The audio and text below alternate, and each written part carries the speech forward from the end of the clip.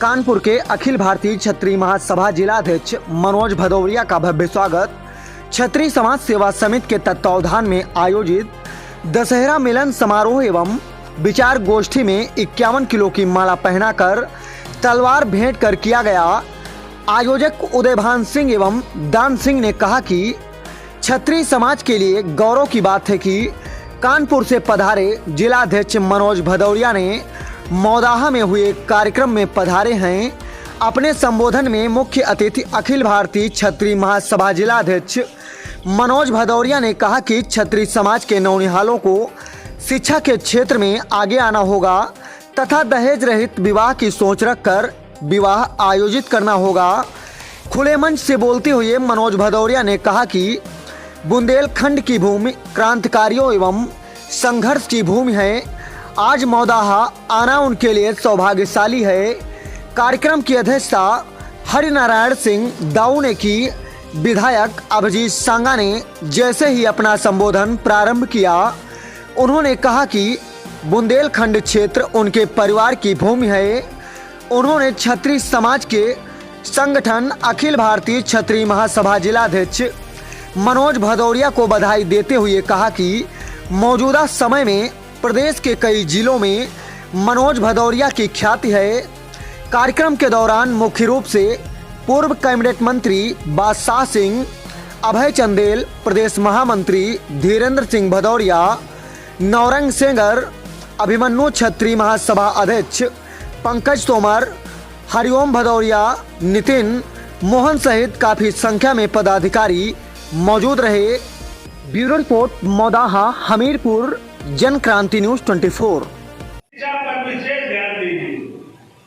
आपके परिवार के बच्चे जब तक शिक्षित नहीं होंगे, किसी भी समाज, कोई भी समाज बिना शिक्षा के पूर्ण नहीं हो सकता है और ऊंचाइयों पर नहीं पहुंच सकता है। आप अन्य समाज से शिक्षा लीजिए, देखिए बगल वाले समाज को कैसे उन्नत किया है। केवल बेसिक होता है शिक्षा। तो मेरा मानना है कि आप संगठन में आए जहां कोई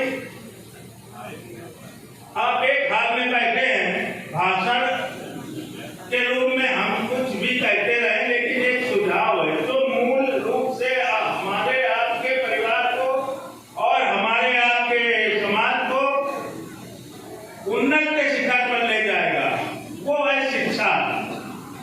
यदि आप शिक्षा पर विशेष जोर देते हैं तो निश्चित रूप से आप शिखर में रहे हैं, हमेशा शिखर में।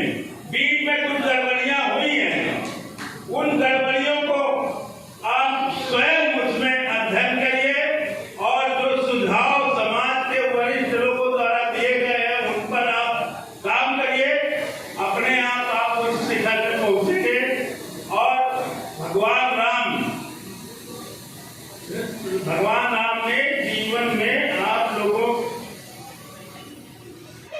भारत देश के लिए, अपनी समाज के लिए, अपने परिवार के लिए इतनी मोटी रामायण लिखी गई है। उसमें विशेष तौर पर किस तरह से जीवन जीना है ये भी दर्शाया गया है।